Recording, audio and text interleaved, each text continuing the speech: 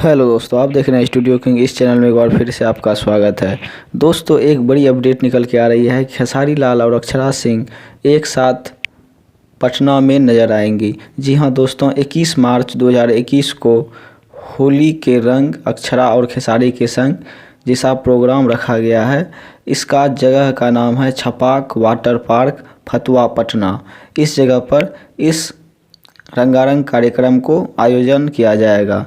दोस्तों, यदि आप ऑनलाइन टिकट बुकिंग करना चाहते हैं तो sivantentertainment.com पर जाकर ऑनलाइन टिकट बुकिंग कर सकते हैं।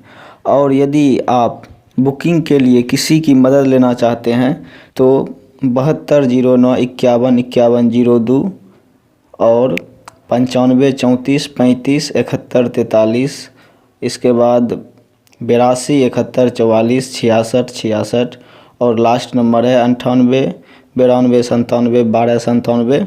इस नंबर पर कॉल करके टिकट भी बुक कर सकते हैं। इसके बाद यदि आप पटना में ही रहते हैं और टिकट सेंटर पर ही जाकर टिकट बुकिंग करना चाहते हैं तो आप टिकट बुकिंग सेंटर पर आइए। शिवांता एंटरटेनमेंट, भक्ति शरण इनक्लेव, बोरिंग रोड, ज्योतिपुंज हॉस्पिटल के पास पटना में इस जगह टिकट की बुकिंग सेंटर रखा गया है। यहाँ आकर आप टिकट को बुक कर सकते हैं।